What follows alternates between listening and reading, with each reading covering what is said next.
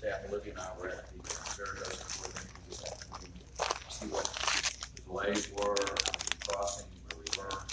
And it seems to be a market change. They probably restaffing so that we're not waiting. What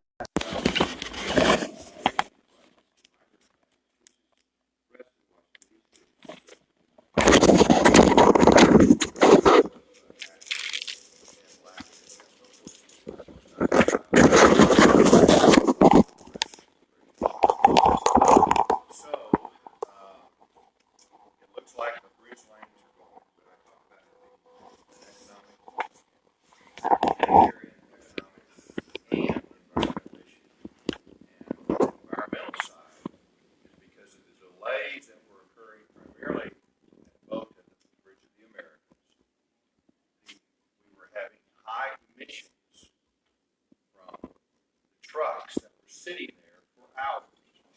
And I had TxDOT give us, the Metropolitan Planning Organization, which Sam's part of, what the environmental readings were on air quality from March to April. And they were horrible. The increases were 160%, 170%, 100 and everything. And we got lots of families living around it. And the only benefit of this, or if there is a benefit,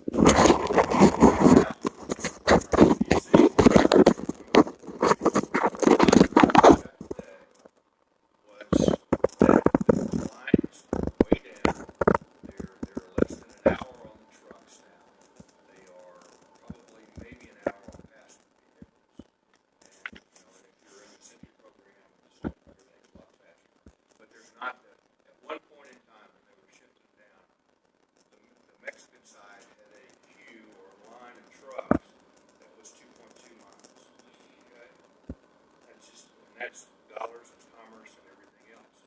So that's no more.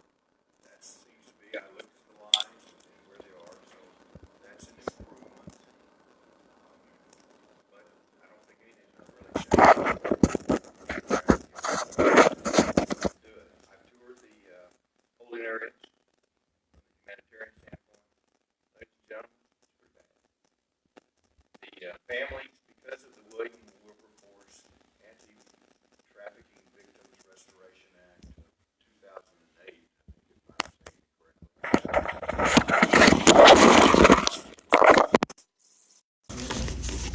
to allow unaccompanied minors from countries contiguous to Mexico. It doesn't apply to Mexico. Only Guatemala, Honduras, and El Salvador. And it was back during the, if you'll remember, the cartel wars were going on with the Mexican drug lords.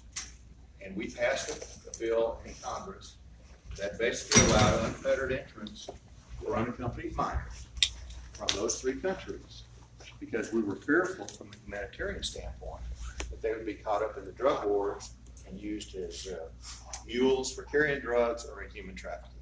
So it was a benevolent act, but it's morphed into families. Court decisions have morphed into saying originally the law said you could only enter it at port of entry. And then the Ninth Circuit Court of Appeals in California said, no, you can enter anywhere along the border. And that's when they started taking all the CBP personnel off the bridges and putting them out for processing. They can't hold them longer than 20 days. The typical process, the families, once they're processed, ankle bracelets, whatever, they are only in El Paso maybe 24 to 48 hours. The Annunciation House helps hold them in their, what they call their hospitality centers.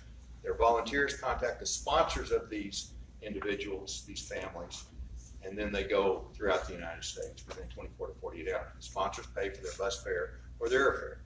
That's the way the system works. But I got to tell you, the backside of the system is, if you weren't a part of those three countries, you're stuck. You get across, your process or your held. And I met two 20-year-olds from Cuba that were being held and had been here for 30 days in up off here off 54 in a Quonset hut type tent with netting, what do you call it, the camouflage netting, protected. And they stood there. Both of them are educated. Both of them fluent in English. One of them was a music teacher, and the other was getting her accounting degree and wanted to become an accountant. They came through to leave a communist country. They came through Nicaragua by horseback. Okay, by horseback. And they got caught up with a coyote, took them up here, and they will be there incarcerated, probably, if you guess, 4 or 5 years. And the reason is because we don't have enough immigration judges. The average number of cases that the immigration judges have is 700 cases a year. We had over 700 people released today through El Paso. I get the numbers every day. The system's broken, and it resides in Congress to get their act together. And I got to tell you, talking to those two young ladies, it was a heartstring puller, because they just came here and they told me, they looked me in the eye and they said, if we are deported, we will not live past the Atlanta airport. And that's what they're doing. So they're coming up here for economic opportunity and what we represent. We've got to figure out a way to do it rationally, all the way around. So, but that's been impacting El Paso because it slowed down the bridges. And part of my concern with Sam's concern and our city's concern is not just the environmental side, which is critical, but also the economic side. We have $12 million of our city budget is bridge fees. The city Texas has 28 bridges that go into Mexico. 6 of them are here. The city owns them. We get approximately $12 million in fees annually to our general budget from the bridges. Those fees are going to be dropping because they're not coming across. We also have up to 15% of our retail trade as a Mexican consumer. On an average day, we would have somewhere around 30,000 private passenger vehicles come north legally. We'd have over 20,000 pedestrians come north legally. And then we have 2,600 to today, they were telling me close to 3,500 commercial vehicles coming north. And the average, I'm told that the average amount of goods that they carry is about 212 million.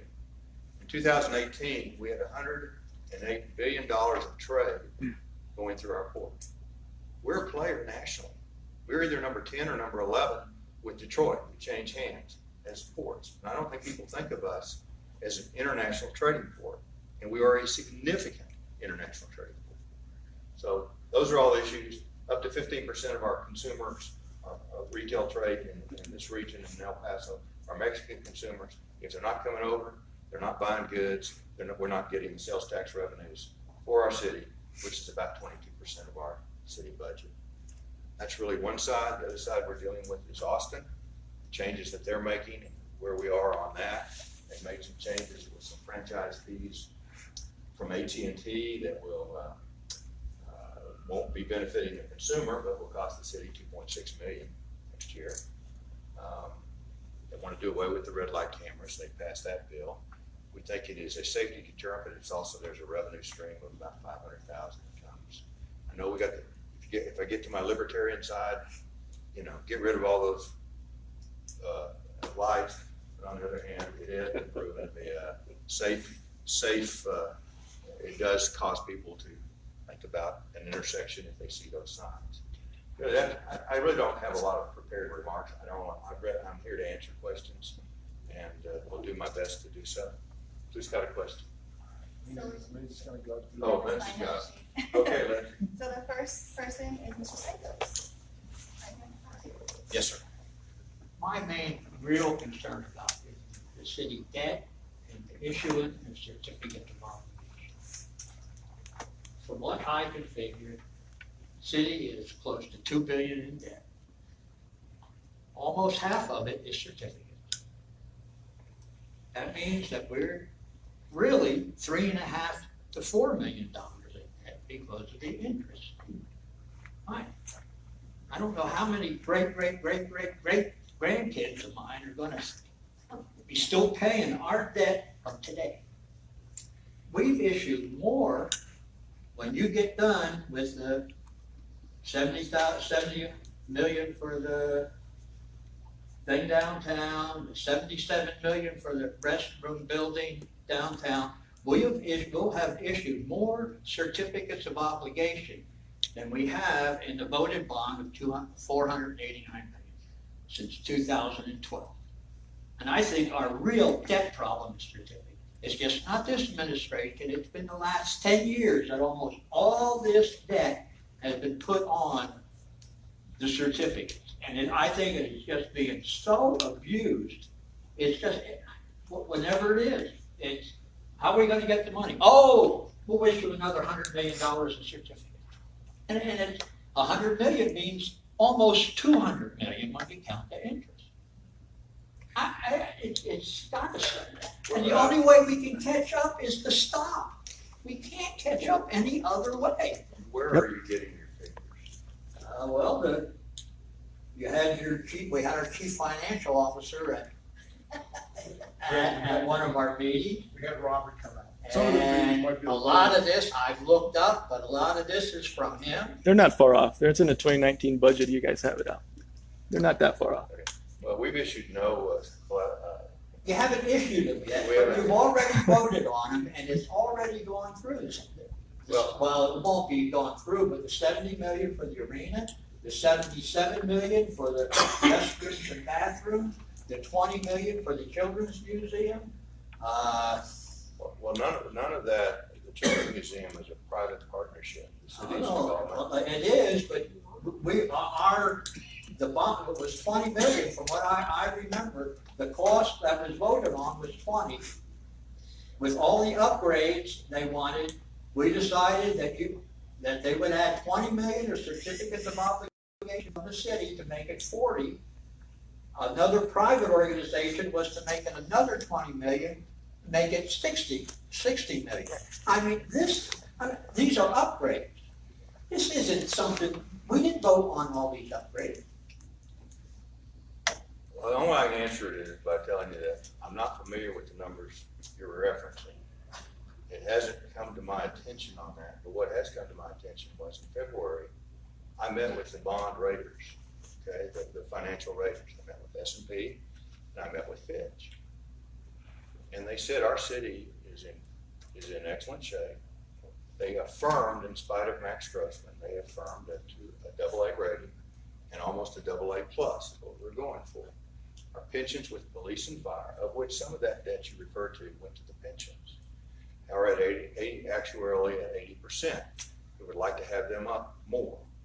Our cash flow at the city is at a 40-day cash flow retention for 45 million.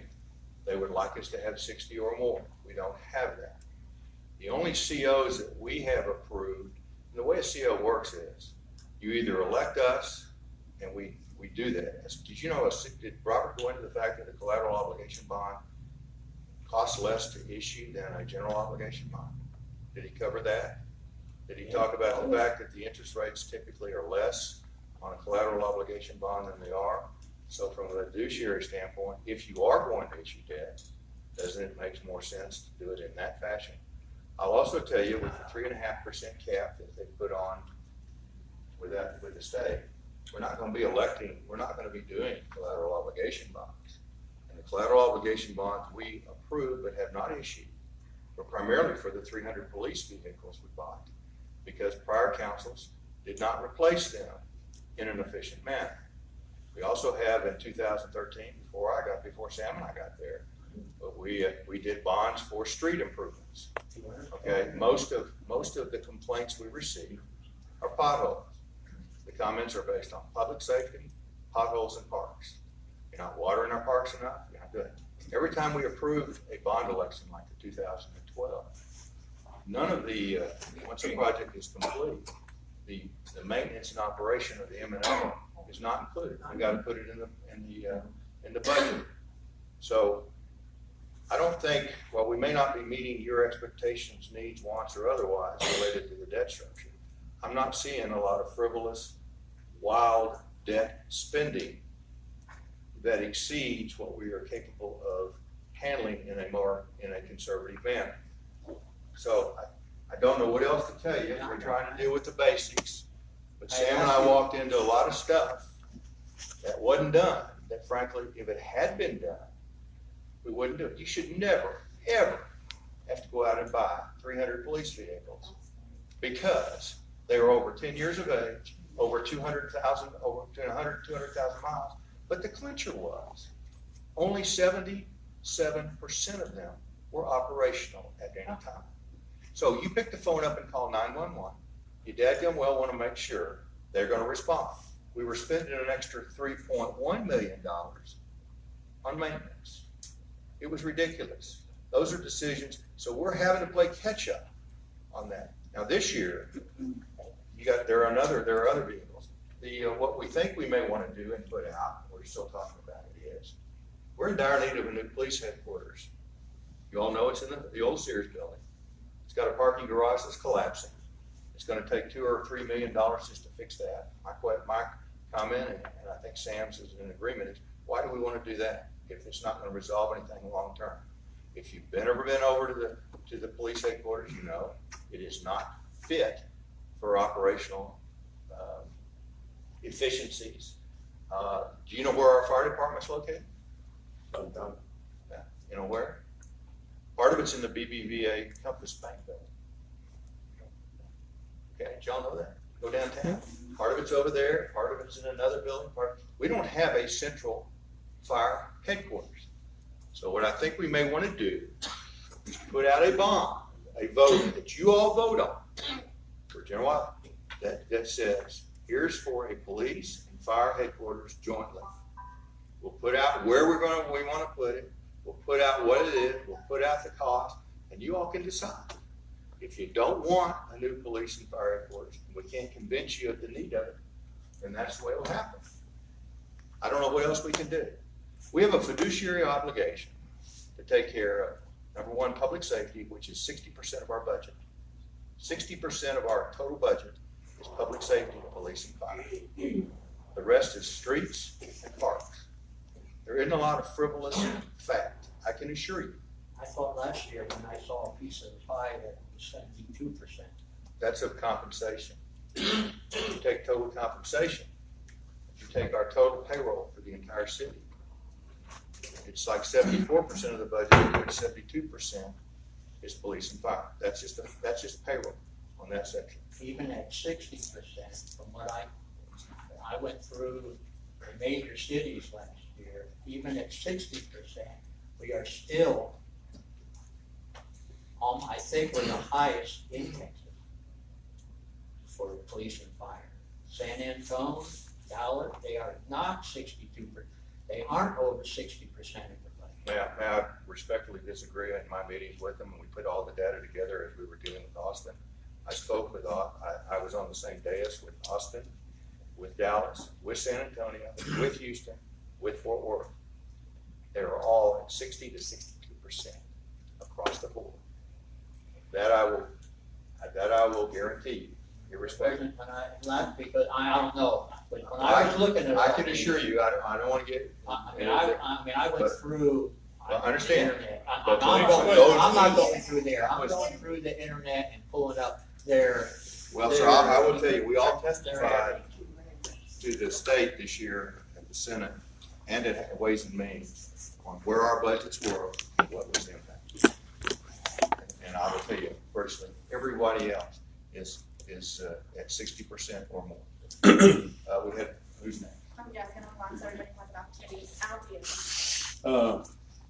Actually, it's two questions. Really. No, you can't have this. You can't have the one. You gotta have run. It's a combination of both. Together. It's a combination of both. Whatever happened to the Myers Group, they were going to be in partnership with the city to build that 26-story building across the City Hall. Well, that was never finalizing it. That was again done before Sam and I got there. That was an idea of a public-private partnership to build one. And basically it passed. In fact, the Myers Group needs to take care of the Paso District Hotel first before going on. So there will be what about the other four groups that also bid on? Well, that was strictly for a public-private partnership kind of general, what am I calling, not kind of general partner, but a developer. It was like for a developer. And that contract went away, but I will tell you, in the next few weeks, we hope to have some announcements about some very positive things that are occurring in that same way. Yeah. Okay, now, what's the status on the arena? We're still waiting for it. I'm waiting for Max Grossman to come in and buy all that guy's the, fucking now. and buy all the property down there and turn it into a tourist Yeah, destination. he should have done that 20 years ago. Yeah, well, that's what I told him. And contrary to how he comes out, we offered it to him and he didn't take it. I was We're born in waiting on that. I was born in that house right there, that Orland and Chihuahua, the one that has a big hole on it, Yeah, the green one. I almost let my dad move. we're out. waiting on the courts. In fact, we got an update the other day that we hope to hear something within the next, I think, what they say, 30 days into May, wasn't it? Okay. We're just waiting on that. I hate, no, again, Sam and I walked into this. The suits were filed before we won our elections and did that. It's already cost the city 1.3 million. I mean, I think it's ridiculous. It's ridiculous. Next question. Yes, Thank Judy. you to Dr. Sam Morgan for hosting these, setting up these venues. I really appreciate it. And thank you to the mayor for coming out and just opening up to the public. I think it's a rarity in elected officials, and I really appreciate it.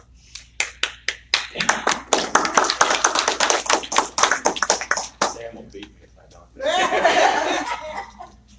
So we both know the evils of gerrymandering.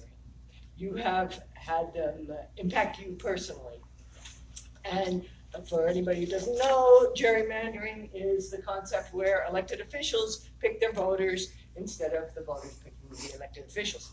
So we've been working this issue. It's all related, of course, to the census 2020, and thank you to the city for pushing for the complete count and having a committee and working in that direction.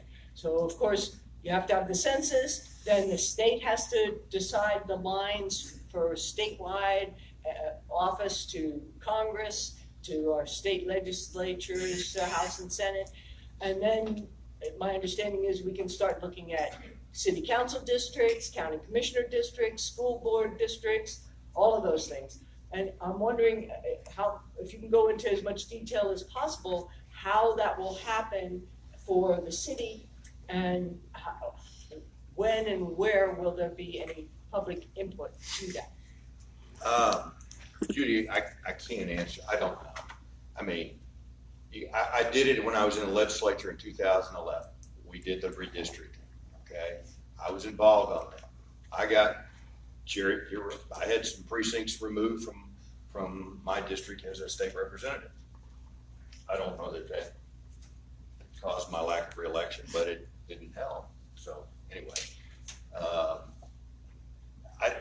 I would agree that as I look at District 1 and District 8 here on City Council, I can't figure it out. I mean, it's just really, and then I think what you and Nello, yeah, they go back. You can't, to me, it ought to be just for a city itself, because it's nonpartisan. To me, it ought to be, districts ought to be just drawn up geographically by population, period. It's supposed to be population driven. So, but yeah, it is a funny looking, kind of funky, I don't know, but once we get through the process, get to do what I recall in 11 was lots of input from the communities. We had there were all kinds of hearings, there were all kinds of that you had to do, but they were back there doing balance between, minorities and non-minorities and parties and back and forth, all that. To me, the city should just be drawn geographically. Judy, on that, I know you probably remember about the March timeframe. I proposed a resolution that was passed unanimously by the city council to support fair mapping. So that is something that is going to go in tandem with the census, because obviously we have that coming up as well. There's a lot of things going on that we have to keep our eye on, our finger on the pulse of. But the city and the county are 100% in support of, making sure that there's no gerrymandering of our boundaries.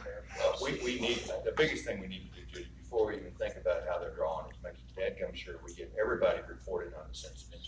That is the most critical aspect of anything we can do.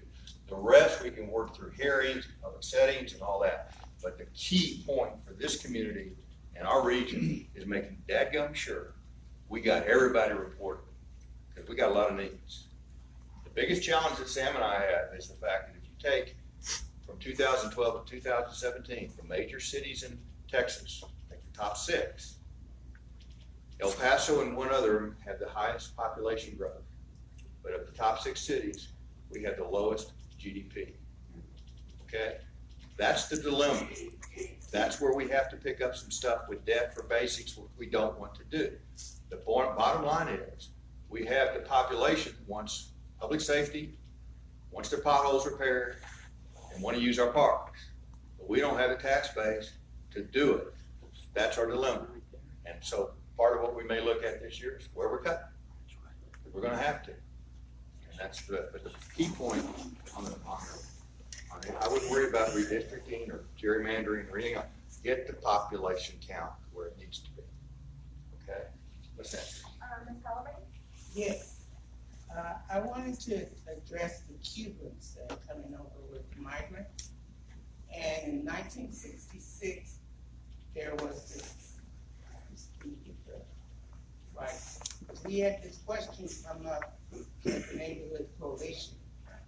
They are granted, it's called the Cuban Adjustment Act, and they're granted a permanent residency through the act.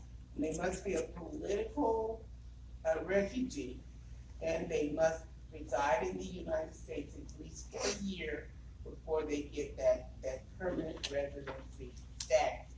Now they've adjusted it, but they didn't do away with it. So the Cubans actually have a better act for them than it does for the other immigrants. But only after an immigration judge Yeah, rules that's the on their delay. immigration status. That's right. That's my the point. delay. We've got, because the system is so active, so broken, they will not be heard. What gets me, in spite of the fact that they are, they could be contributing citizens immediately. We need teachers, we need them, they can't. It will not be until, they will not be until the immigration judge rules on whether they have a valid asylum claim. Yes, Right. sir, but doesn't that still go to the wet foot, dry foot law? Like she's talking about? Not from what they're telling I me. never heard it been called the West. Well, that was what in the Mariel boat lift and all that other stuff. And then we stopped on that when they were all coming out of Cuba on little boats and stuff like that. Yes, so They're not, that's not what they're telling us on the immigration, on CBP tells me. Now, I could be wrong, they're wrong, but that's where we are on that deal. Okay? well, I was interested because I went to school with the Cubans when they came over. And I knew something about the immigration process and the families that came and how they readjusted. So when somebody says they're automatically citizens, I said, hold that, let me do some research and see what's going on with them. We're seeing, I'm seeing more Brazilians than I'm seeing Cubans. I get the data, there's like 15 to 20 Brazilians on a daily basis, something like that. And that's kind of interesting. But my daughter-in-law is Cuban. She's half Cuban. Her grandfather came over. Their lands were all taken by Castro, and they came over. He got an engineering degree at LSU and did very well. They lived in Miami, and she went with my son in college. But, Right. Now, there was one exception in 1967. If they were guilty of domestic violence, they had to go back. They did address that issue. well, anyway, it's kind of once it's ruled on, then they'll have to apply. That's where I understand. What's that? Mark Schultz. Good evening, Mayor. Mark? Excuse me. First, I want to thank Sam for just having some vision for the Northeast, because I've been back and forth to El Paso since 1990, and I haven't lived in any part of town but the Northeast. So I have a lot of pride in the Northeast, but I also have a lot of pride in El Paso, sir. Sam is the best representative you all have ever had. I concur. Bar none. I concur. Thank you, sir. And with that being said, sir, a positive thing before I start, I play golf at Escaraday Park every Sunday. And I'll tell you what, the city is running that, I believe. No, county. County. Well, the county they're kicking ass at Escaraday Park. That golf course went from the GOAT track of El Paso to top 2 or 3 in the whole city. So Really? they should be commended. Yes, sir. I drove by the other day. It did look kind of green. It's phenomenal. I was going down the border highway to look at our food bank down there. Yeah. And it's looking pretty good. Yeah. And so sir, 5 years ago, the Chihuahuas were supposed to fail. And they're still kicking butt and taking names. And look at all the banners for this city. And we live in the 20th largest city in the United States, ahead of Seattle, Boston, Denver, Detroit, Portland, and Oklahoma City, to name a few. The voter turnouts in El Paso have consistently been below 50%, and as low as 20% in 2014, around this bond time. So what that meant to me was 20% voted, but 80% of our lovely citizens, God bless them all, complain. Right? They come to these meetings, for example, God bless them, and they want to complain. But did you vote, sir or ma'am? And we could probably argue that all day long. Oh, thank you. That's one of my biggest things in El Paso. We elect Sam and yourself to make decisions on our behalf. Sometimes we agree with them, sometimes we don't. And it goes back to that downtown arena, or maybe even a downtown outdoor stadium, sir. I just think the city is scared to evolve. These advocates for the other side, if you will. Like if we built a new stadium, for example, or arena, the Duranguito area, keep a lot of that stuff, take some of that stuff and make it a theme of the new building, the new structure. Keep El Paso pride in that structure, but let's evolve. It just seems like we're like Sam's Friday morning meetings. God bless all these people, but they're all retirees. So you're only getting one side of the conversation. And it's like people like myself, as an example, that want a quality of life and want to see El Paso compete with these other cities that we should be competing against. The rail yards, for an example, could be a possible alternative site for this downtown arena/stadium, what have you. It's just time for us as a city, sir, to embrace our future while remembering our past and historical presence. We can do all this if we just make a decision to move forward. I love El Paso, but sometimes I'm embarrassed to be a part of this doggone city, sir. I really am. And, we can do better. And thank you for your time. Mark, could you show up for city council every other week for noon for public comment? Yeah. Just repeat that. I'd love to. We have the other repeated on a regular basis. I'd love to. But no, we agree with you. That's what we're trying to do. I guess if I had a goal, it would be that we would set a standard where those that y'all remember all the stuff that went on last council. Y'all remember the arguments, the bickering, the immaturity that went on. I'm not going to sit next to you. I'm going to go sit over here and all back and forth. Cell phone issue. You had cell phone issues. You had Abstaining from voting? I like you to vote. How can you abstain from Ann voting? Lilly and her husband, who are 70 plus years old, were supposedly confronting Oscar and his wife, and they were going to duke it out at a Time restaurant. It was just ridiculous. It was ridiculous. So I said, when we came in, what Sam and I and others are trying to do is at least have adult behavior and treatment like the Golden Rule says you should. And it's a standard that these are the kind of things we want to do.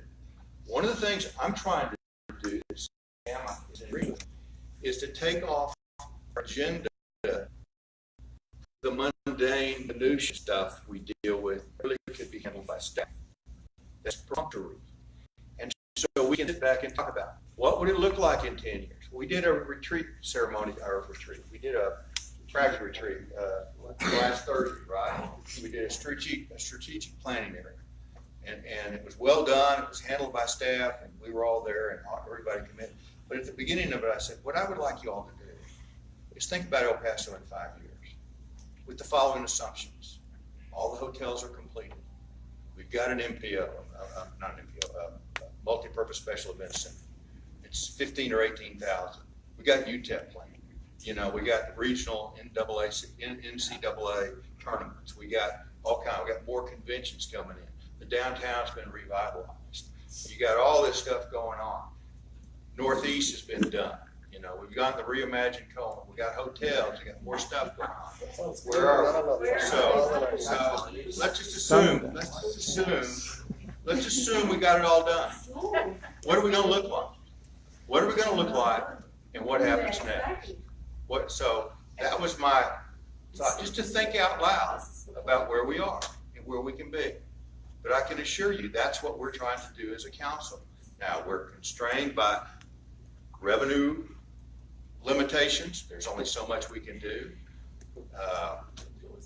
But we're going to do the best we can and fulfill the obligations. Everything we're working on now was voted upon before we got there. It's all 12 and everything else. And we're having to deal with some financial realities related to the maintenance and operation of those things. But we're doing the best we can. There are going to be some significantly new company announcements in the next couple of months that we've been working on. I got word yesterday one is resurfaced. That's 700 jobs. It's a manufacturing operation. It's got it. They want 200 acres. I mean, it's a big. And they called us yesterday. I thought that. So we're back working on that. It's a real opportunity. For the American people or for the people? Well, it's for a manufacturing facility that requires trained people. Well, I would assume it would be citizens. Yes, ma'am. Goes without saying. I got to follow the list. Ben is next. Ben. Hi, I'm Ben Carnevale. Sam, first and foremost, I haven't had a chance to thank you for your service. So I want to thank you publicly for your service because we're both Army guys. Good job, good job. I'm about to get loud right now. Mr. Mayor and Sam, with all due respect, I know what you got. Your job is hard. Maybe I'll be there one day, maybe I won't, but there's some things I need to say. And first of all, I want to address this point real quick. Chihuahuas are failing, actually. They're in the red. The only reason they're in the green or black is because of the hotel tax, which is the highest in the nation. And without the hotel tax, they would have been already dead. Okay, with all due respect on that comment. Secondly, on keeping parts of Duranguito intact for the arena, they can't. All those buildings are sitting on the footprint. So they have to demolish that whole history. That's the fight. And I personally support Max on that one. I understand the city's desire to put an arena. However, the arena won't work downtown is what mostly, I want to say now, if we question the people would probably vote against it being downtown. I think we thought it would be better in the Northeast where we're now doing this renovation at Cohen, but the city is already in deep, so that probably won't change until the state rules against the city. Okay, now. I hope not. Well, let's see how it works. The 2019 budget boasts a 3.3% employment growth. However, this is a 29 budget you guys passed last year. However, the jobs that you guys are boasting about are Topgolf, Whole Foods, Alamo Draft House, and Dave & Buster's. The budget also says that we are no longer considered a labor community or a low-skill and low-wage labor community. But those jobs are low-skilled and low-wage jobs. So that is a contradiction in itself. We need to be realistic. We can't just bring minimum wage or low-paying jobs and say, look at our unemployment's at 4%, but you're getting minimum wage or just tad above minimum wage. Because that's not fair to the community to believe into a false narrative that we are actually improving as far as wages go. I did read the numbers and the percentages has increased over the few years, and that's fantastic. You mentioned a manufacturing company wanting to come in. What incentives are we going to have to provide as taxpayers to get them here? That's a big problem. That everything that comes here nowadays requires our tax dollars to get them here. That's where the problem is with the taxpayers, why we fight so hard against the city council. I know you guys understand that, but you also are in a situation where you have to make it work somehow and give the taxpayers what they're asking for, which are parks and things like this. However, you're building things we don't want or we can't afford, which is taking a hit on the things we need, like the parks, the libraries. You just said that you might have to shut down some things. Don't shut down some things. Postpone the water parks that you don't need. And that's sincere. I'm being sincere. We don't need, you just went around a bunch of parks and put water splash stuff in there, and they're great. But we don't need these elaborate Aztec-looking things that are going to bankrupt us even more. You said we have a AA rating. That's great. But what you're not looking at is what are the ratings of all the population in here and our own salaries and our own households? We're not AA, a lot of us. A lot of us have more debt to handle than we can afford. And you guys keep increasing the tax rate. And then you, sir, you keep asking CAD to up our, in so many words, to up our value so that the city has a higher percentage of money they can claim as assets so they can increase the tax rate. I know how it works. And you, Mr. Morgan, with all due respect, again, you promised us 2 years ago on your campaign, and you know I pointed it out, on your webpage, I have the screenshot that you said you were going to try to bring relief to taxpayers in their tax rates, and you haven't done that. You voted twice already to increase taxes. And I'm willing to wager you're going to vote a third time here this time. I'm right? Because you have to. You're out of money. Your CIO said you're out of money, or your CFO said you're out of money. And now you're considering closing the things we've already invested in, like the libraries and the parks and such like that. You don't do that. Don't take away the things that kids already use that we pay for, and for the sake of building a water park and around the city. I don't have time to go into the tours that you did with Cohen, but what I want to get at is we've only had a little over 2% increase in population in the last 5 years.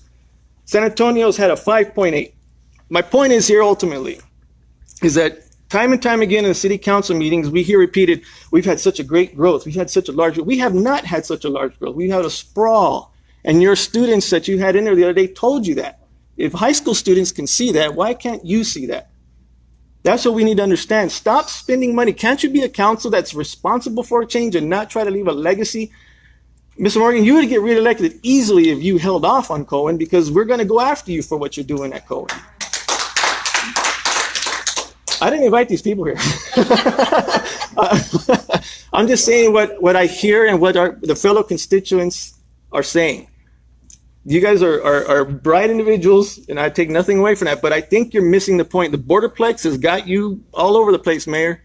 And Sam, I really hope you don't take money from the Borderplex or anybody else on that, because we're going to exploit that too. What you mean by the Borderplex. Borderplex is the rich millionaires and billionaires that want to transform the city into Austin, that we can't be that way. That's what I mean by Borderplex. I have never heard any Well, that's what it is. say they want to turn us into Austin. Oh, man, you're not listening then, Mayor. You're not listening. Well, If you come down to our level, you'd hear that. Tell me about the Borderplex. Tell me specifically what the issue That's going to take a long time, and I don't want to get into that. But trust me, I will meet with you and happy to tell you about what the Borderplex. You know what I'm talking about. Don't act ignorant, sir. Don't act ignorant. I've said on numerous occasions publicly that if we had not started the East Side swimming pool project, if we had built the West Side, which again was all done before Sam and I got here. Sure. If it had a diving well, we would not be doing the East Side. Okay, we have no diving well. You know where all of our high school students, you get hammered on one area. Right. I get hammered from parents Sure. who say, I can't go, my kids swim. And you know where they go for swim meets that need diving wells? Should be the school district's problem, not the taxpayers. Andrews, Texas. That's a shame. Okay? That's a So we shame. lose out on all of the dollars that could come in for that. For regional swim meets, for Oh, sure. Interscholastic League, we don't have that. So that's going to be on the Far East Side. The Far East Side does not have a police substation. That's correct. Okay? So what I would like from you is a list of the projects and the things you would close if we need to save money. One of the things we're looking at is not having a second police academy. Okay? Yeah. The police academy, we put 87 officers off 2 police academies last year. Our Right. standing now with police is at the same level we had in 2010. Now, if that's adequate for you, please put it in writing and tell me, and then tell us where else you want to cut. Because I've told Tommy and I've told Robert, our CFO, I want to see a budget with no tax increase whatsoever and a determination on where the cuts need to be. So you all can weigh Yeah. in. You weigh in. There are going to be parks that probably can't be watered.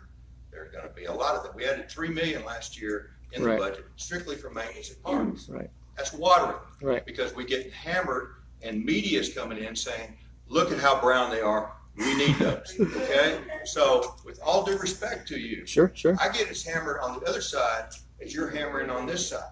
So come tell us where you want to cut, and we'll put it out. Okay. Well, just one last short statement. Stop having executive session. We need to hear what you have to say. It's not a as need to know basis, sir. All right. There is no decision ever made in an executive session briefing that is not publicly disclosed and voted on in the public. Can we see the minutes of those meetings? Not if they're legal advice. Exactly. But the point is, what impacts you? What It's impacts not me what is we who's discuss making in deals there. with who. But listen to me. That's what What impacts. impacts you is not what's discussed in there. It's the actions that are taken when Okay. we get out. Sure, And that is public. sure, sure, sure. You can disagree with those Right. all day long. Yep. You can say, I would have voted this way, or I would have voted that way. But the purpose of an executive session Oh, simply my Lord. allows the entire data pool to be discussed with legal as to what the pros and cons of a particular decision are. That decision is voted on publicly. There is nothing that's done in executive session that can be implemented without a public vote. But I don't know what my representative's saying behind those doors, and I'd like to know because I elected him. Just not talking about you. 'Cause I certainly hope not. Your representative has not missed one city council meeting. That's correct. And I can assure you. How many executive sessions you been in though? I mean, Plenty. all of it. Right. But you understand, you got to understand my position and the position of many of others who want to know what's being said back there because it does impact us ultimately if we agree with how you're approaching this stuff. I can tell you, when we You see his vote. We elected him. That's You what see he his Right. vote. Okay. Okay. I mean, how can you not say you're not seeing it? All right. Well, we just I realize things done in that- private are I not realize necessarily. You're a supporter of Max, but keep it. Any minute. He asked me for more money. Okay, next is Suzanne Fever. Did you have a question, Suzanne? Yeah, I have a pamphlet here. You've been promised to have all this thing done. Well, yes, this far we got here, just to have the bus depot. And it's all surrounded, it's dirt. So this should be done a long time ago. This is since 2014. And we have now almost 19 over. We agree with you. You're 100%, we agree with you. Sam and I talked about last week. We talked about the city has 2 parcels to take out of the floodplain. We gotta get that taken out of, and then Hunt's gotta finish their work. But Sam and I are doing it. Susan, we're waiting on the time. You have that? If I may, this Friday, please, we welcome all of you to be there. We have the economic development that's coming to speak specifically about Metro 31 and what our timelines are looking like. You guys, when you pulled up, I know you saw a whole bunch of dirt out there, right? Okay, the work is being done, okay? This project has been in the works for about 6 years. We've been in office for 23 months. Change the engineer. It is changing because the station has opened up and we're actually working on this project right now. So please come to the meeting Friday morning. We have 2 folks that are handling this project. They're coming to answer any questions. that you I have. told Sam I'll do whatever I need to do to help influence and expedite what should be done. You are right. We're not arguing with you at all. You are right. Well, Martha can come and face us. You should not do any projects unless you have the old ones finished. Mm-hmm. Yes. kind of like I too. I would 54 and all that. I would be in jail by now. I'm not arguing with you. We're playing catch up as I stated earlier on. We inherited 90% of what we're dealing with, and we're doing the best we can. Who's next? Thank you. So we're out of, everybody that signed up already asked a question. Okay, so we got, yes, ma'am. You just say right now, the northeast is right. When you open the door, you see the behind you, and it's not. It's around. The north is okay. I'm saying if you was visionary. Yeah. No, I said in 5 years. No, you say the north is done. Ma'am, That's what you say. ma'am, I appreciate your Open the response. door right there and you see right behind you. I am not arguing that it's not And complete. then now I you said, wanna tear down, the Diablos and do what? Spend more money that we don't have. You guys already spend way too much money in Chihuahua field, the stadium. You guys spend way too much money that you guys not getting anything. That we pay for that and no, So you don't want any development over here where, we the want the Diablo Northeast Stadium was. done. Do what you, finish this. I understand. Finish this And building. then- I understand. Finish this right But are here. you saying you don't want anything done to the stadium? You wanna leave it there The empty? stadium, You wanna leave it there empty? Is that what you're it's saying? costing us money.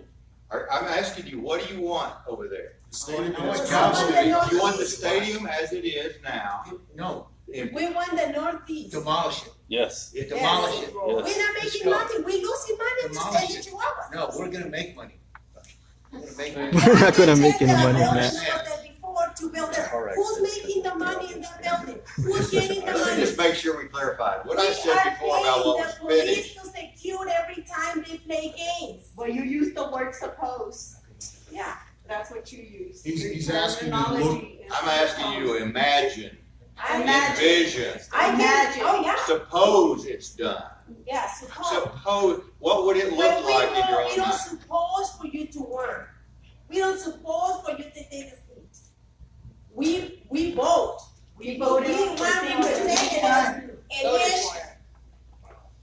each side of the apostle. So how many here wanna leave the Diablo Stadium as it is? Raise your hand. Hell no. How many of y'all wanna leave that over there just like it? No. How many of y'all wanna leave Cohen Stadium like it is? Hell no. Well, You- that person is Why talking. did they say that at the beginning? That's not. Why they have to build another one when we already have one? It was voted. Update it. I didn't make that decision. I'm sorry, but I will tell you though, it is doing what Chihuahuas are doing very well. They are doing very well. They're not. They're, City's they're bleeding money. How do you? Before 2021. I'll show you the numbers, man. What our obligation is to be in This before last year, they were 2021. 200. Slide across. They should have built this thing. Yes, ma'am. I mean, that's what we all wanted Yes, to ma'am. do. But they had this vision of some entertainment.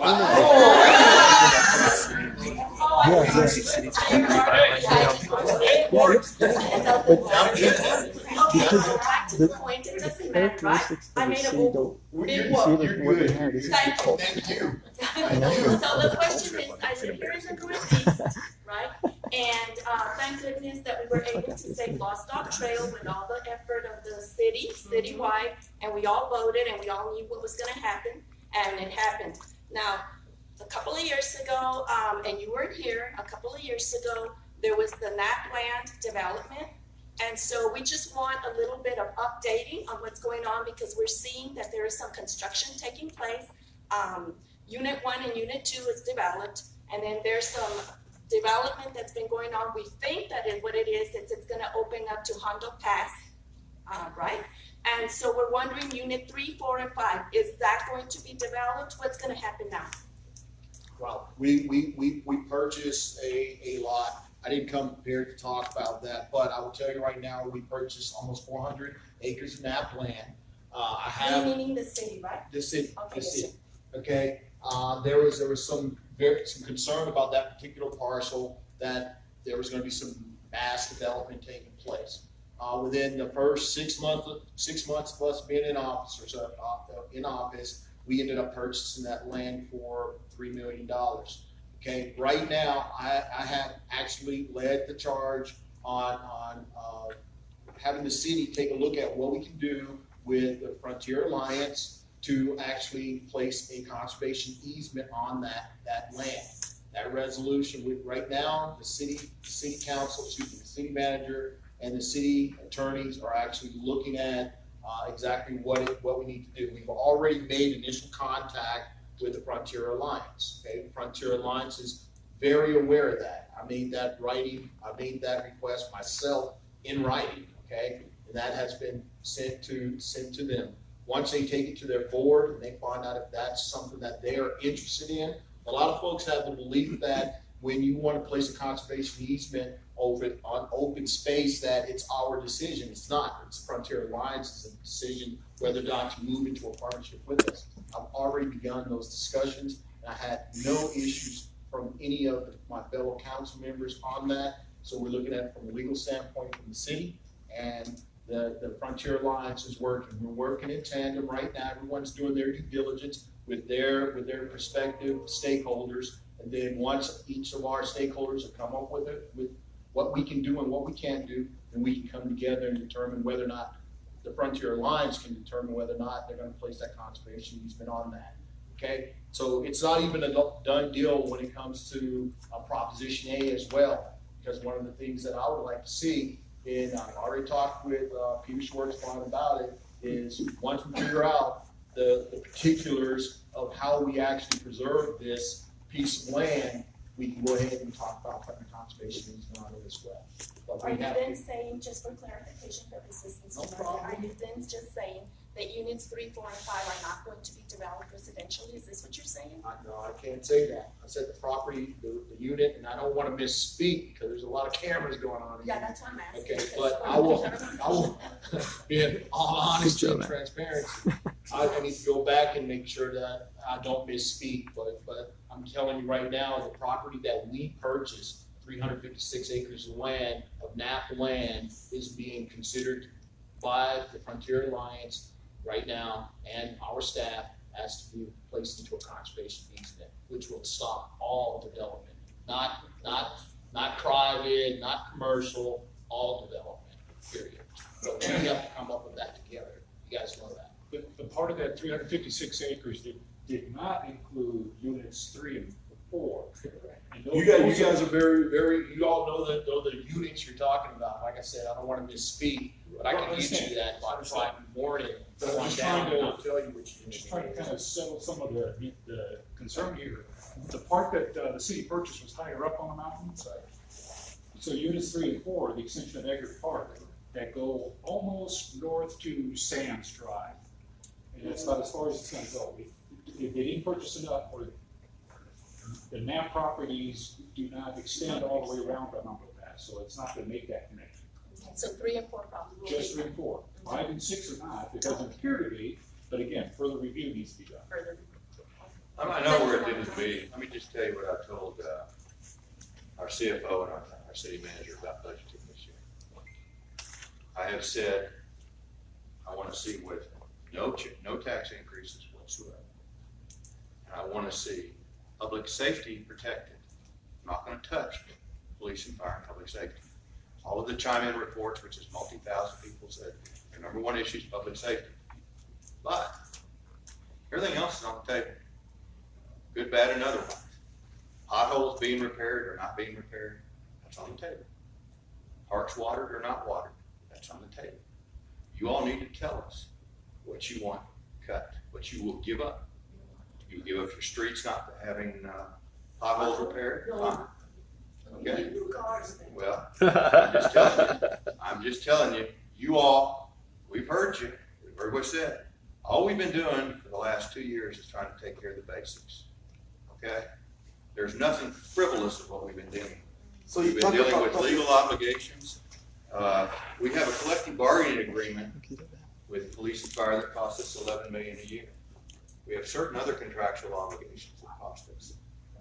But we're going to set aside what is a contractual obligation that we have no choice, and everything else on the table. Now, we added $7 million last year to do 55 streets. We have done more pothole repairs for the first 6 months of this fiscal year than we did all of last year. Okay? But if that's not important to you, you need to tell us. The money's still coming from the certificates that were issued in 2013. Some of it. We still had, well, up to a month ago, we still had 112 million of the 228. Most of that has been programmed for the future. It's not. That I can't, it's still So you sitting talk there. about That's public what I'm saying. safety, and how can we have public safety without Excuse me, border sir. security? Sir. One at a time. And now you added the $3 That's a federal. charge to the car fee. That's the sneaky way of raising the taxes. To go 4 streets. So that's, so that'll be continual. It's not What gonna- is there for self-funding, we will maintain. But we added $7 million separately to the budget last year alone for streets to try to improve, to try to increase the number of streets being repaired, because in the past, they weren't. Okay? So we figured that $7 million would be 50 to 55 more streets. And that was from the franchise fee? garbage? No, that's strictly the general budget. That was applied to the general budget. That is what I was told. That the franchise fee for the garbage was supposed to go to streets, and I asked why. And they said, well, that's what we voted and going through. Sam, you said that. Well, I can't address that one, but I can address what we did last year. I mean, that's But the bottom line is, ladies and gentlemen, tell us where you want cuts. That's what I'm saying. Tell me where you want the cuts. If we're gonna make cuts. It's real simple, sir. Just stop spending money we don't have right now. Don't expand anything. About giving you some races, maybe. All due respect, it's been an hour and 5 minutes now. Art, you're good? Go ahead. Go ahead. I want to know, if you talk about public security, we don't have border security, and I want to know what it is that you're actually doing and what it's going to take for you to stand with our president and actually call this a national emergency. You chased me out of an airport today. I didn't chase you. I respectfully approached you. I approached you, and you were being very rude. You followed me Well, you around. work for me. Well, you work for me, so No, I sir, have I a don't. right to ask you Sorry, questions. Yes, you do. No, I am. You work for me, so you work for me. You work for me. You work for me. Yeah, but only counting. Ma'am, this is the last one. Can you answer my question, sir?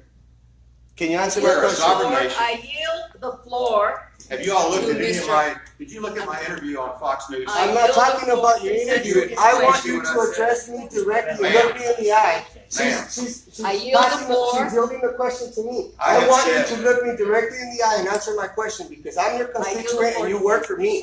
And I want answers. It's a federal issue, not your issue. It's a federal issue. But It's he's- a federal city or state. Mark, would you explain? Go to this gentleman? DC and complain. Don't That's a complain to the federal issue. mayor. Yeah, but it's I still the support mayor. what you're saying, but it's still it's a federal, He can at not least- city or state. he can at And least we don't want our he can district nudge it one way or the representatives. He has a lot to do with all that. He could nudge What's it. up, guys?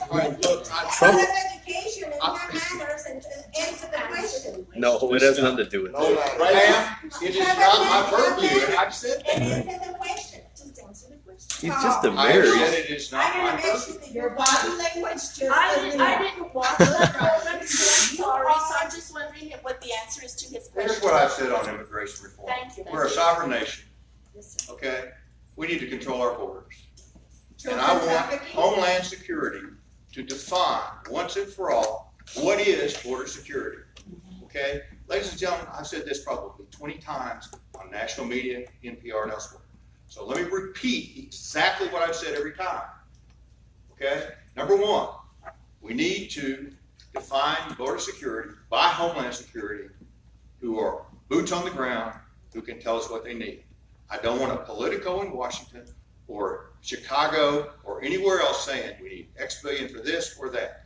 I want Homeland Security to say what they need. What they've told me they need is, we need barriers in certain areas, we need more than 2,000 more agents, and we need technology. You cannot build a fence from El Paso to Brownsville. It will not work geographically. And what you also don't forget, people don't recall or think about is that most of Texas is privately owned land along the border. Okay? So, you got eminent domain, you got years of that. Border Patrol has given me a full briefing. I've been up at Santa Teresa, I've seen it. I know which bollard fences work and which allow them to cut through.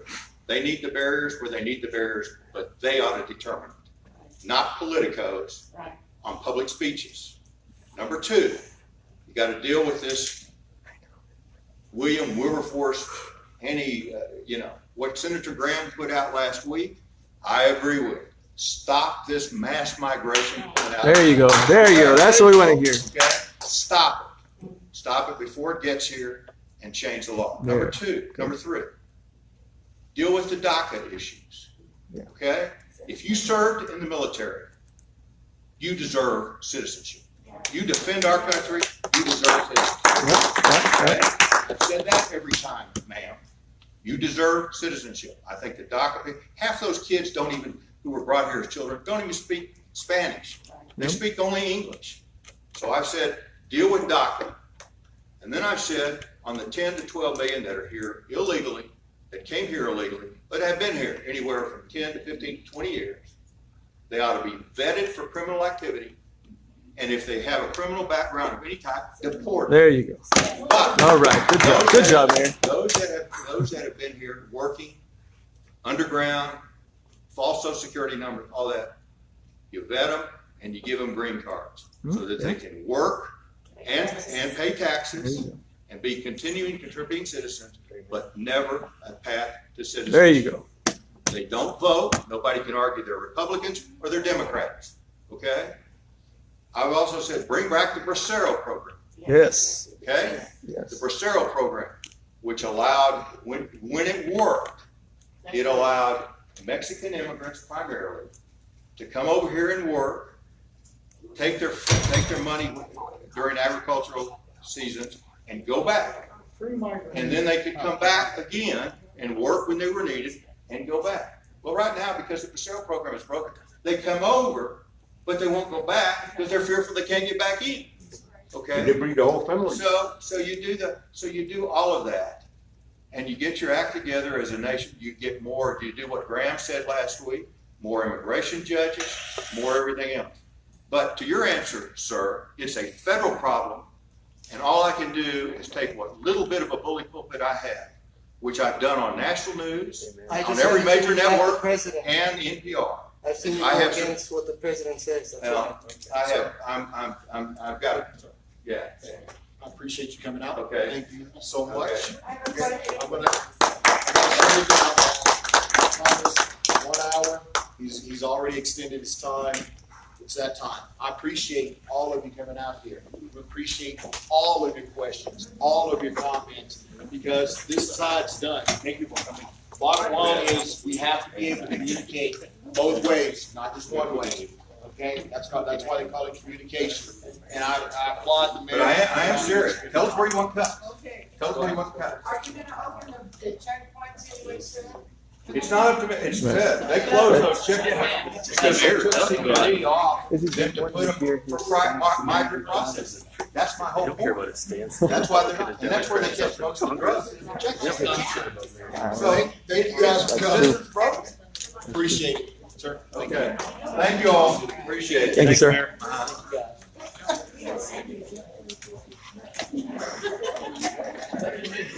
All right, guys, there you have it. Our meeting is over.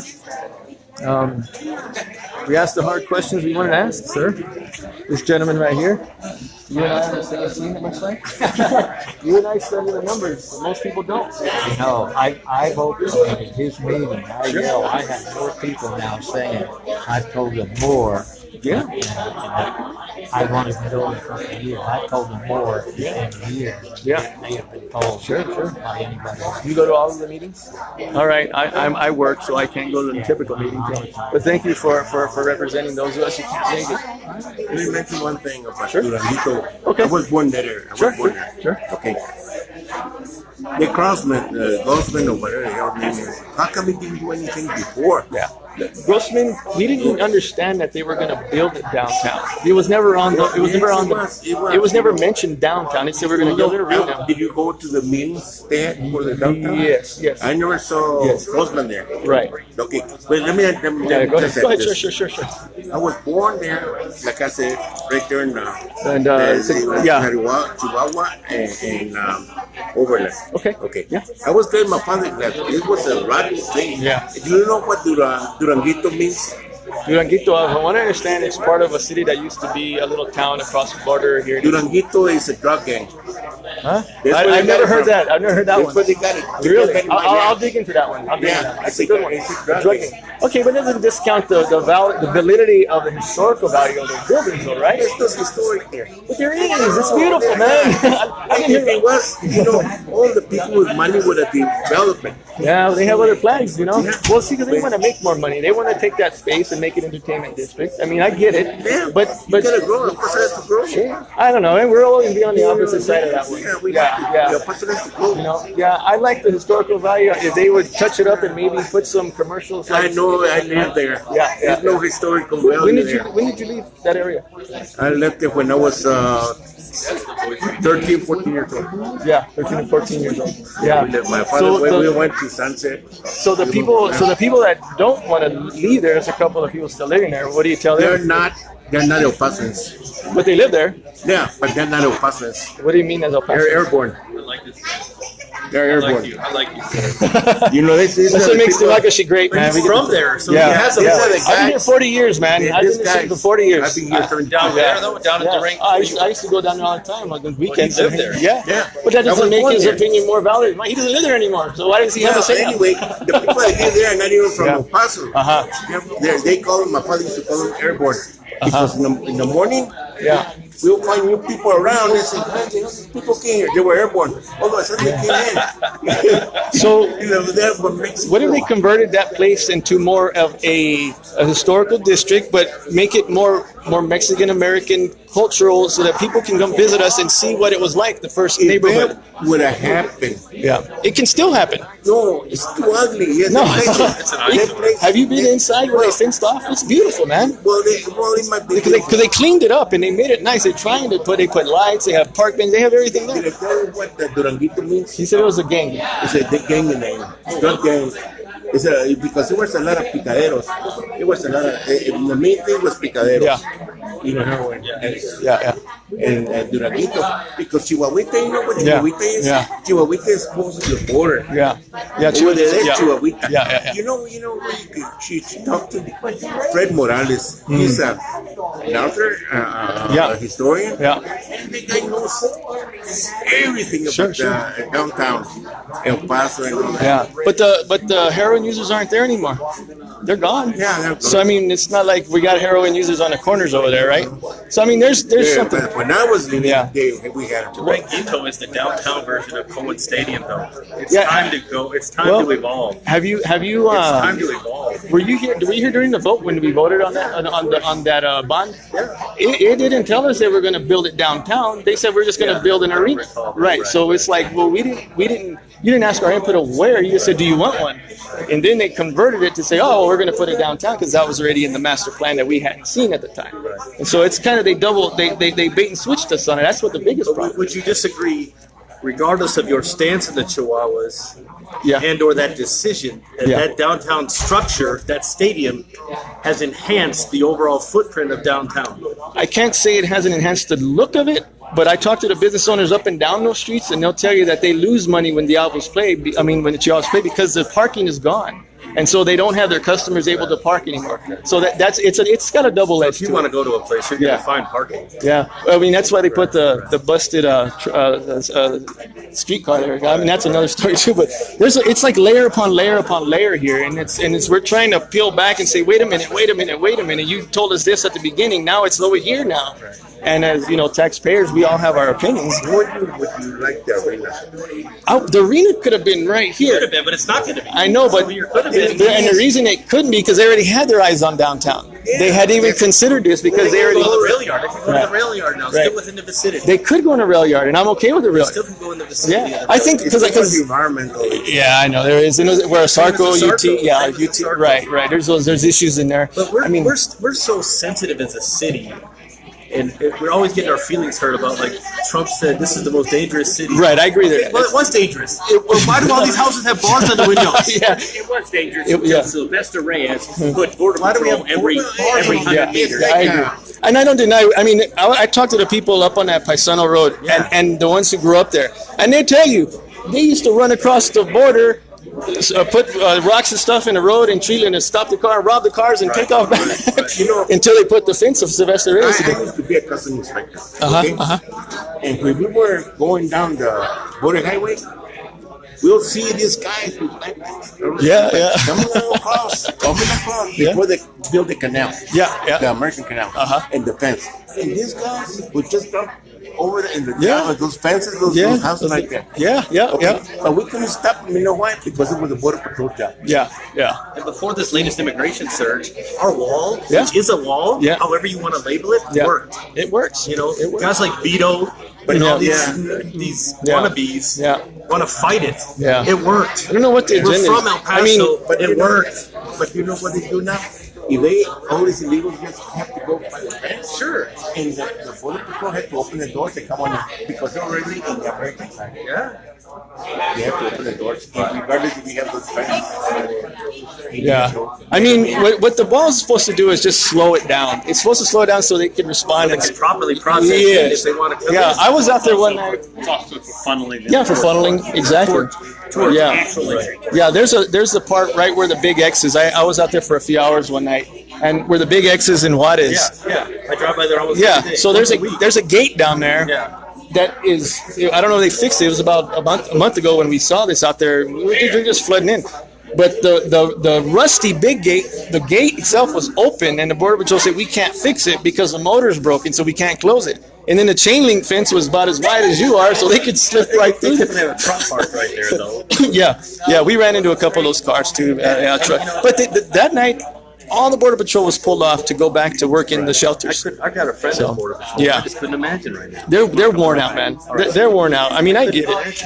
You know, it's just, I get it. Immigration and all that good stuff. We need to have immigration. I get it. There's nothing wrong, but it should be orderly. It should be to those that qualify and all that good stuff, and not just everybody come flooding in.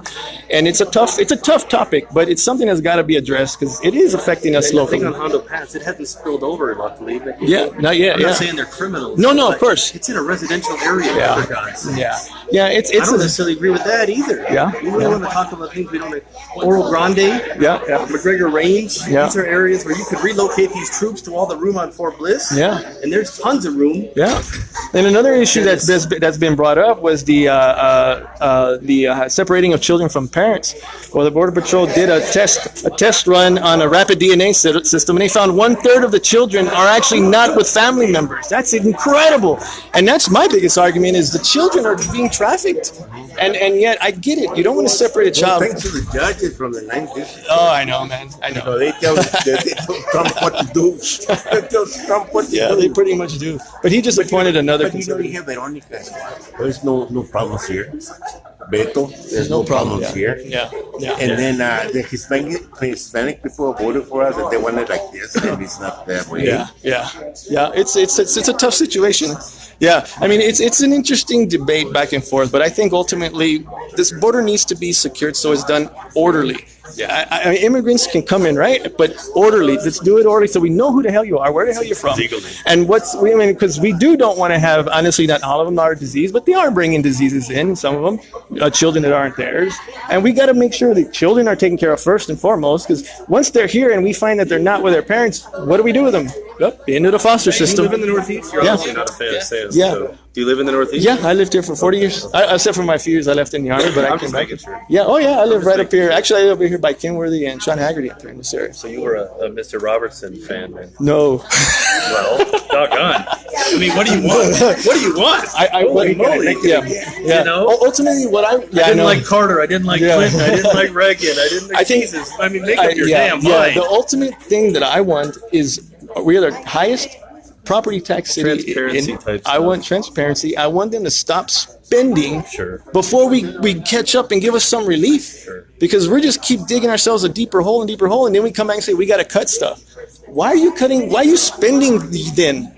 Don't spend on these water. We're going to vote on it, like you said. Yeah. If you want something cut, tell them what you want. Yeah, exactly. I mean, we'll try. We got the chime-in survey went in, and he's right. It was roads, it was and parks.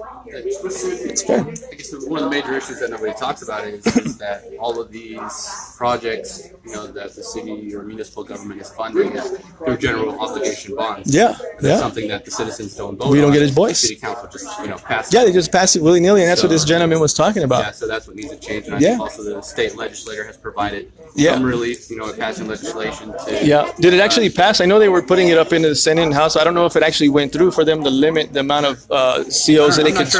I'm not sure if the governor signed it. Yeah, I haven't heard yet, but that's something they need to do. And also, they were talking in Texas legislature about capping the percentage of property tax they can increase year over year. And that didn't happen. Why that's a problem also is because if you're putting so many taxes on the property of the citizen, it's a little unfair. So one of the things that you can do, the city council, I think, is doing a decent job of bringing more businesses in businesses in, you know, Yeah. to broaden that tax base. I mean, I know we need to bring businesses. The way they're doing it is just incentivizing, which you got to incentivize somehow because they can pick anywhere, right?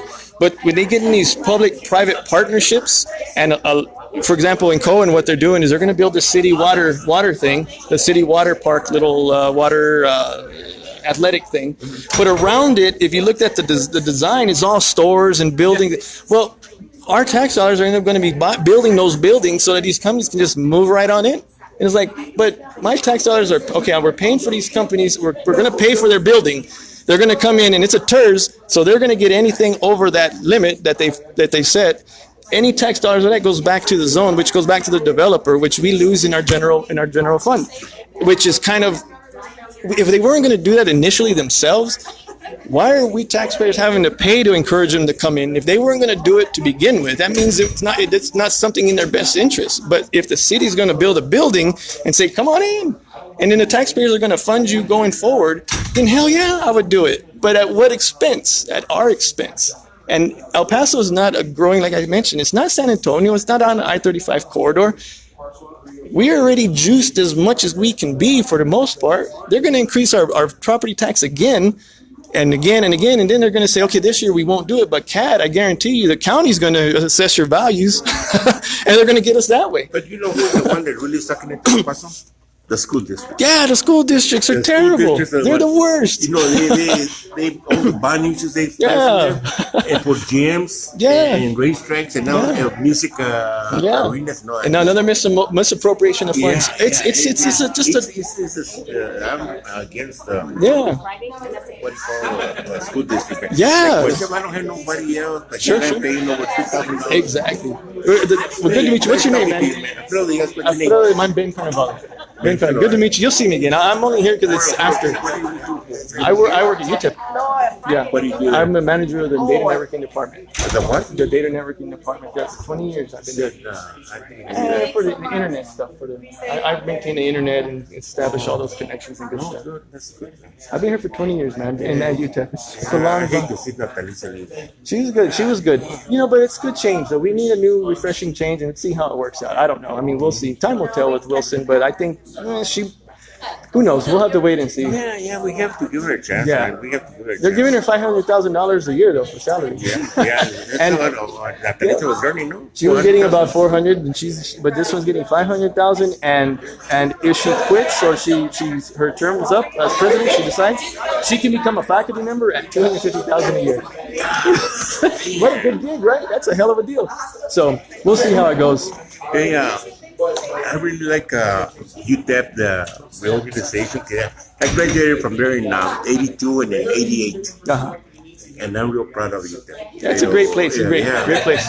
They're redoing the stadium up there in the press box. Yeah. They're making boxes so you they can. got rid of two of my brothers. They had seats up there. They got rid of. They want to charge them more money. Oh yeah, it's always about the money. Yeah. All right, sir. Very good to meet you. I will. I'll see you for sure. All right, take care. Yeah, we disagree and agree on that. Yeah. I mean, that's the way the It's democracy the way we it's talk. the way to always be. It's peaceful and cordial, and we do good. Yeah. All right, man. Take care. Mr. Morgan. Hey, you know I'm going to keep kicking you, man. I'm going to keep kicking you, man. I got it. Hey, that's my job. Take care, man. All right, guys. So you see now how the meeting went. I think Mr. Margo had some interesting ideas how to answer questions. We don't always agree on everything, of course. I don't agree with what he was saying, but you heard him say several times. We heard him say several. You tell us what to cut, right? You tell us where to make cuts. You tell us what not to do. Well, we've been telling him. We've been telling them time after time. And are they listening? Are they really listening to us? I don't have time during the day to go to city council to do what I did today because I don't have, I have to work. You know, I don't have the luxury to just get out and go complain to the city council. But I do have the luxury to watch the video replay, and I do have the luxury to make comments online and to get people like you watching a little bit of insight of what happens. Mr. Sam Morgan knows that where my opinion is on him and what he's been doing for the Northeast. Mayor Margo knows my thoughts. Hell, we could have all come down here and do it if we had time, you know. But people have to stand up.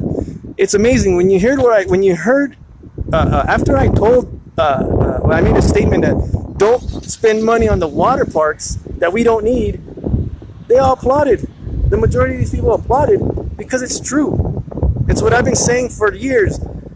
Why are you going to spend money for something that you don't even have money for, and yet neglect other things? Talking about finishing up this. You see I don't know if you can see in the distance. There's the mounds of dirt over there. I don't know if it's clear for you guys, but I've lived in this neighborhood when I was young. I went to Urban High School, right behind those mounds over there. And we had the North Gate Mall here way back. And the idea was, well, let's tear it down because nobody was getting here. The owner wanted too much rent is what happened. So the place went bust. And then they built this beautiful a bus station. I don't know how many people go in and out here for Sun Metro. That's fine, whatever. But they never finished the rest of the damn lot. It's all weeds and dirt over here.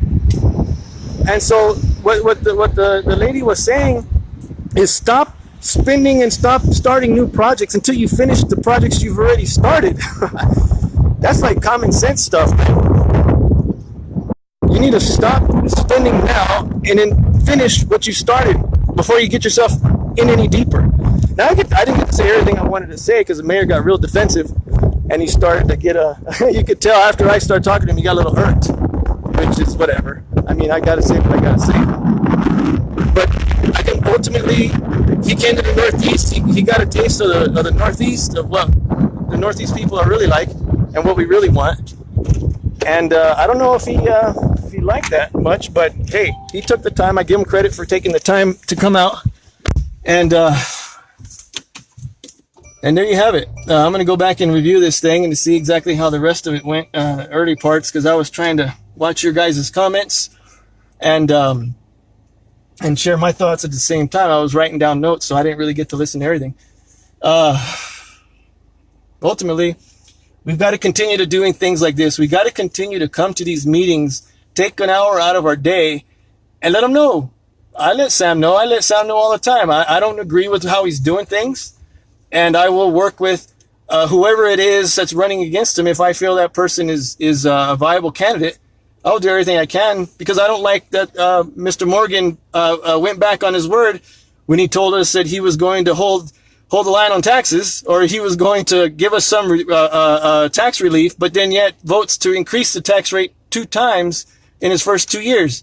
And again, I called him out. The third time, he's going to do it again for the third time. I can guarantee it. Margo sat there and said, we're not looking for a tax increase. Well, that remains to be seen. If this year's taxes don't go up, but if they go up and they end up cutting our library and other public places of our ownership, if you will, our libraries and our other things like that, that's not how you take care of the problem. You take care of the problem by stopping the spending before you spend it. Everybody has this, it does this in their own household. You know, the mayor likes to say we're a AA rated in our bonds, in our city budget and all that. You know, that's nonsense. It's AA, sure, because the amount of debt they have versus the debt ceiling, which is like 3-point-something billion, they have $2 billion. There's $1.5 billion of cushion they have to raise to get out on before they hit the debt ceiling. Okay, there's about $1.5 billion available for them before they hit the debt ceiling of El Paso, and that's at roughly around 3.5 to 3.8 billion, because it's based on the assessed value of all the properties that El Paso owns. So when he says we're a AA rating, sure. When you look at the debt ratio to the ceiling, sure. But when you look at each of our own personal situations of how much property tax we pay, how much in property tax that goes to all these other entities, which they're all got their hands in. What is my rating? What is your rating? I mean, fortunately, I'm very responsible, but the city's not being responsible. And what they're doing is they're putting myself and a lot of you into a situation where you can't manage because of the taxes. The people are moving, they're not moving here. We're not growing. He said, I guess I pointed out, we've only had a little over 2% growth in 5 years. Cities like San Antonio have over a 5.8%. It's a huge difference. They've got to stop trying to attract people with these glitzy little, Top Golf, and you're going to come in because we got a, because we got a streetcar. You're going to come in because we got Chihuahuas. That clearly is not happening, is not working. So that has to stop. And that's what I clearly told the mayor. I said, you just seem to not understand what we're telling you. You do understand, but you're already in bed with the borderplex, and you saw how he tried. How he tried to try to dodge. Well, what do you mean by the borderplex? Tell me about it. I'll sit down with the mayor and talk to him. I'll get a whole group of guys and gals who have studied this and know exactly what stranglehold they have this mayor in, and why he has to do what he has to do. So between Paul Foster, Woody Hunt, and Borderplex Alliance, and you name it, that's why we're in so much debt. Not to mention because this quality of life bond that was from 2012, they're trying to do it all in a few years, which is putting a hard strain on our general funds, which has to be stopped. It's got to be stopped. So, all right, well, there you have it. You could tell I would have liked to have spoken more during that session, but I decided to be a little bit more respectful and not take too much time. Go back and review what I said. What I said is fact. What I said is numbers that are factual, and what they said is always it's usually inflated, or it's usually greatly exaggerated on their part. And I've had enough, and a lot of others have had enough. So, thank you guys for watching. Share this video because I think it's important. What we did get was the mayor finally said what he had to say to the constituents directly about what his thoughts are on the border. Hey. Who knew, right? He said what he needed to say. I think that's valid enough for me. Now let's see if he stands behind what he says. If they come down here and the feds want to do their thing, well, hell, that's Mayor Margo's decision. He is right. It's not in his purview to discuss that, because that's not a federal thing. But he does have influence as the mayor of the border city to say his opinion to the feds, to Homeland Security. It's not a one-way thing here. They're going to take into account the people of this city. So we have to continue to stand up for what we believe in, come to events like this. We'll have our voices heard. And in a respectful way, I don't have a problem with shaking hands with these guys. I think they're just citizens like we are. They're just in a position now that they've painted themselves in a corner as a city with the city manager and as a mayor and a representative. You can't have it both ways. You promised constituents you're going to keep taxes down. Both of them did. Both of those guys said they were going to stop the increase of taxes. And 2 years in a row, two years in a row, they've increased your tax rate. So they both have some answering. I don't think Margo's going to win the next election. Sam Morgan, he's got a lot of fans here because they paved some roads. I mean, really, it's what it is. But we'll see.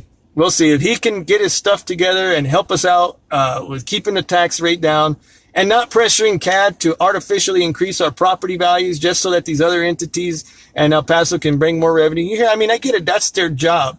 Their job is to look for revenue to spend on the things on the services that we need. The services we need. That's key. That's the key. The services we need, not the things we don't need. We don't need new fancy water parks all over the town. We don't need that because that's not going to bring in any money. The water park is going to it's going to cost us money to put up to begin with. Then you're going to pay for city employees to maintain it. You're going to the money that comes in has to go right back into that water park, because that's just the way it is. And probably more taxes around the district or around those areas where the water park is built are going to have a tax increase because now you have a nice little water park that you can go to. Yeah, but I don't use it. It don't matter. Your values go up because now we have another little water park for you. It's mind-boggling how the money is spent here. So, all right, guys, I'm done. I can go on all night, but I'll make another video one of these days. I know I'm going to attend the Latinos for Trump rally, so just so I can go do some video and see what their voices are heard. If you know of any cool events or something that you'd like to see recorded or streamed, let me know. I'm happy to go to some of these things if I have time. But nonetheless, you guys have a good night, and I will talk to you on Facebook. Just message me. Feel free. I'm here. Thank you guys. Bye.